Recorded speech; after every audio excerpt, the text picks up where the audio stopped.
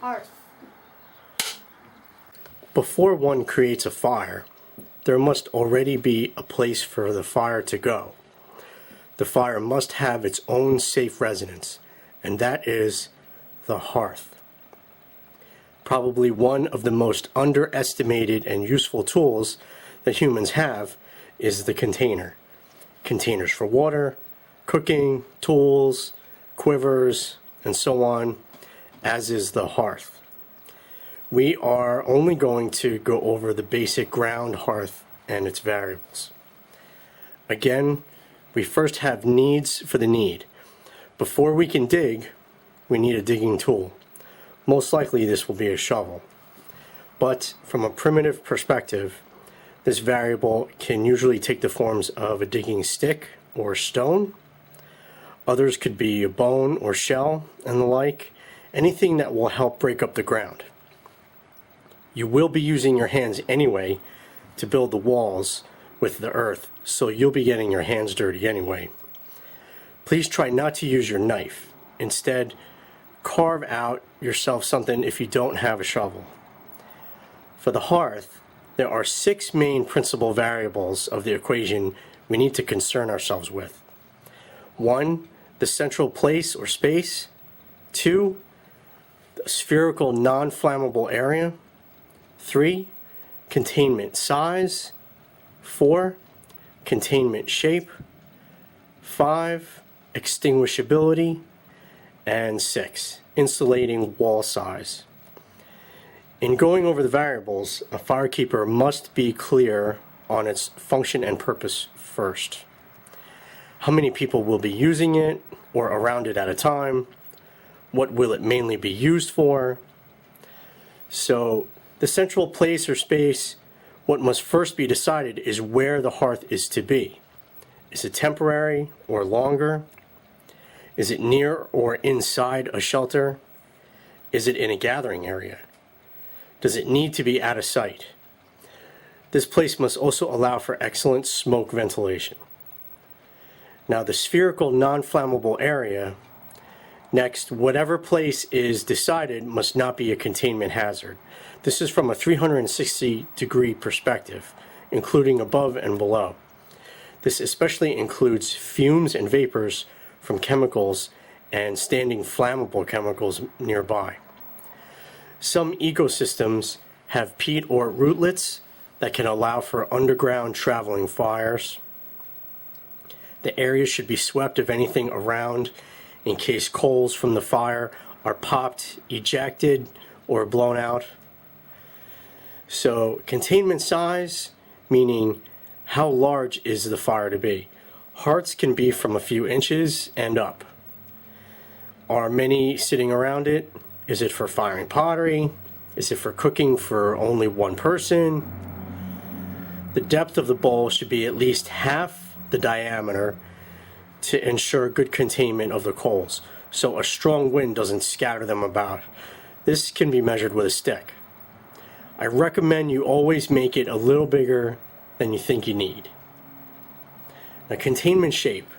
Although classically a round and spherical bowl on the ground, a life-saving fire could be 2 long oval trenches on each side of the firekeeper to help survive the night, as a fire on only one side will be a long and miserable nighttime to endure. Extinguishability. A firekeeper will automatically place the removed earth in a raised ring around the hearth. This is done for a few reasons. The first and main one being extinguishability. If a fire requires to be put under control quickly, which we will go over soon, the earth can quickly be pushed or kicked in to smother it. Second, it helps to increase the depth of the bowl without having to dig down as much.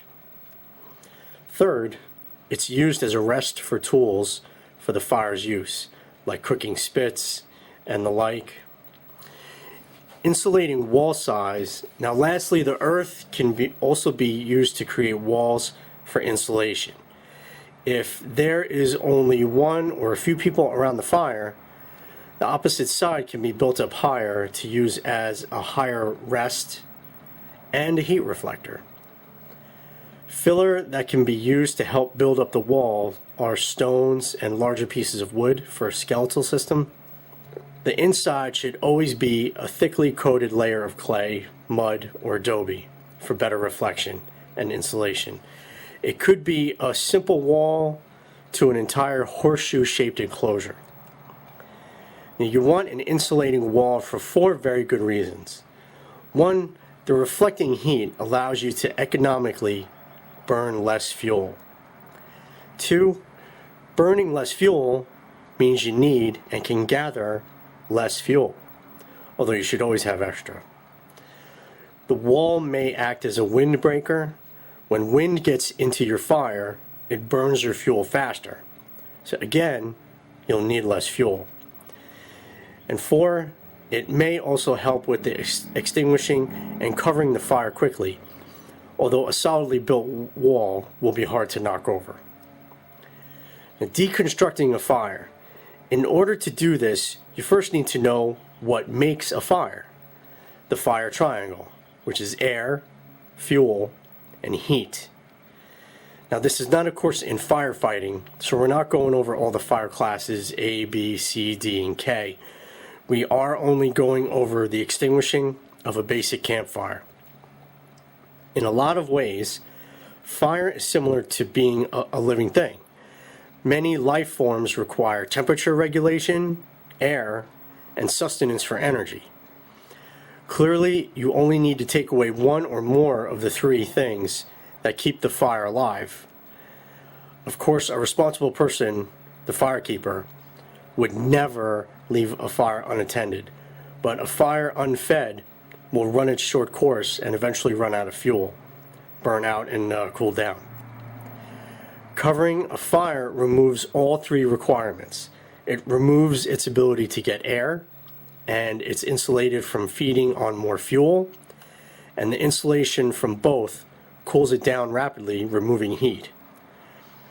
It's this reason that I recommend to first take away the teepee structure, which we'll go over soon, and remove from it the ability to get more fuel and remove heat. I prefer to cover with earth, which takes care of all 3 at once. Covering the fire also helps reduce smoke production caused by its going out. Only after the fire is completely covered would I choose to throw water on it. This usually causes steam and smoke, but I don't like throwing any water on a fire and its ashes if I can help it, as explained next. Now, hearth maintenance. The products of fire are ashes and charcoal. Now, from a primitive perspective, ashes and charcoal had uses such as camouflage and scent camouflage, as well as used in water to let hair slip off hides for tanning. Charcoal as a product is fairly benign, but there is a danger with ashes that is very important to know. When they get wet, it becomes a powerful alkaline base or lye. From this, one can receive severe chemical burns. One thing that makes this dangerous is that it could be a delayed reaction after exposure. I once had a patient in the ER once who was kneeling in wet cement and had lye burns on his lower legs and hands. He had to be transferred to a specialty burn center. Cold charcoal can be placed into the fuel pile for later, but timely disposal of ashes is important. Better to deal with small amounts regularly than all at once. Always dispose of it before it gets saturated by rain. Always better to deal with dry ashes than dangerous and wet caked ash. I recommend placing the small amounts of cold ashes into a brown paper bag or the like and placed in regular trash disposal. If this cannot be done, then the green way of disposal is its delicate sifting over a very large and wide area. Don't let the ashes accumulate in one place.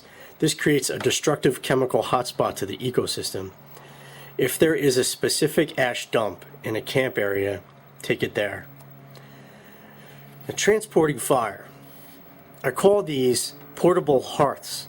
Again, from a primitive perspective, sometimes transporting and carrying fire was more desirable than having to try to restart another. There are quite a few choices of coal ember burning fuels a firekeeper can use. These are intended for the purposes of traveling in the wilderness where smoke ventilation is never an issue. Once these examples get a good coal ember going, sometimes they can be very hard to extinguish. Here we see an example of 4 different variations. Inside the pottery shard is a small piece of tinder fungus. To the left is a polypore shell fungus. On the far right is a piece of dead, dry, rotten, punky wood. These are the best carried in a non-burnable container like pottery or pottery shard. A firekeeper can also fashion a carrier like the fire cave seen in the movie Quest for Fire. Now on top is an example of possibly how Prometheus stole back fire, a giant hollow plant stalk tube. Some examples are giant lettuce, or in this case, Japanese knotweed, or my favorite, bamboo.